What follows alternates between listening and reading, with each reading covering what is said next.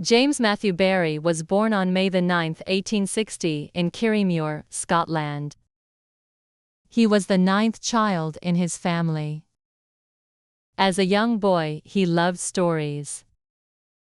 His mother, Margaret Barrie, often told him tales about adventure, magic, and brave children. She especially liked to talk about her own childhood and the stories from her past. Little James loved listening to her. He imagined different worlds and exciting adventures in his mind. When he was old enough to read, he spent hours with books. He liked adventure stories, fairy tales, and books about pirates. He read everything he could find. He enjoyed the works of writers like Robert Louis Stevenson, who wrote Treasure Island. This book was full of pirates, treasure maps, and exciting journeys. Young Barrie dreamed of writing his own stories one day. At school, Barrie was a small boy, but he was full of energy. He loved to play with his friends. They acted out stories and played games about pirates, knights, and explorers. Barrie had a big imagination, and he was very creative. He also enjoyed writing. He wrote little stories and shared them with his classmates. His teachers noticed his talent and encouraged him to write more. When he was a teenager, Barrie went to a bigger school in another town. He missed his family, but he continued writing. He wrote short plays and stories. He loved the theater and dreamed of writing plays for actors to perform. After finishing school, Barrie decided to study at the University of Edinburgh. He wanted to become a writer. He worked hard and wrote for newspapers and magazines. At first, he wrote about everyday life in small Scottish towns. His words were simple but full of meaning. People liked his stories because they felt real. They saw their own lives in his writing. After university, Barrie moved to London. London was a big and exciting city. It was full of theaters, actors, and writers. He continued to write plays and books.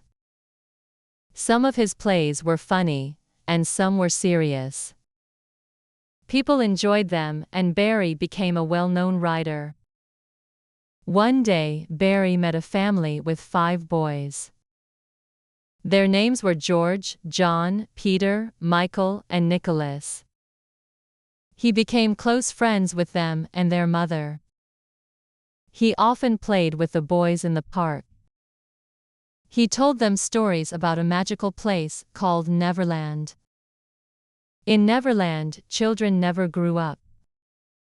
They could fly, fight pirates, and meet fairies. The boys loved his stories. They always asked him to tell more.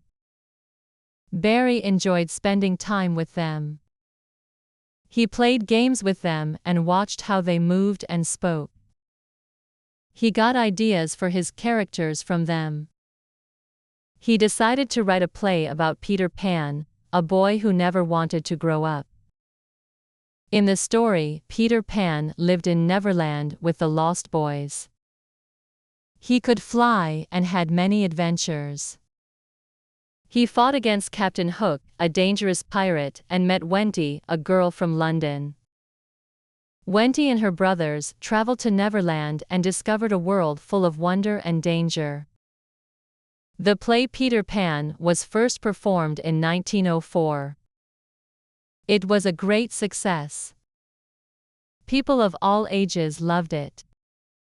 The audience clapped with excitement when Peter Pan flew across the stage. Children dreamed of flying like Peter Pan. They wanted to visit Neverland and meet Tinker Bell, the fairy. The play was magical, with actors pretending to fly and fight pirates. It was different from anything people had seen before. Because the play was so popular, Barrie decided to write a book about Peter Pan. In 1911, he published Peter Pan and Wendy. The book told the full story of Peter Pan, Wendy, and Neverland. It described their adventures in great detail. Readers loved the book and imagined themselves flying with Peter Pan. They saw themselves fighting pirates and exploring the magical island. Barrie wrote many other plays and books, but Peter Pan was his most famous work. He loved the story of Peter Pan and wanted it to help others. He decided to give the rights to Peter Pan to a children's hospital. This meant that every time someone bought a ticket to see the play or bought the book, the money would help sick children. He wanted to use his story to do something good for the world. Even after many years, Peter Pan is still famous. People around the world read the book and watch the play. The story has been made into films, cartoons, and musicals. Many children still dream about flying to Neverland. They pretend to be Peter Pan, Wendy, or Captain Hook. They play games just like Barrie did when he was a child. Barrie's story teaches us an important lesson. It reminds us that even as we grow up, we should never lose our imagination. We should always keep a little bit of the magic of childhood inside us. James Matthew Barrie's stories continue to bring joy to people of all ages. His dream was to create stories that never grow old, and he succeeded. On his birthday, May the 9th, many people remember him and his stories. They celebrate his work and the magic of Peter Pan. His stories remind us that, even as we grow up, we should never forget the magic of childhood.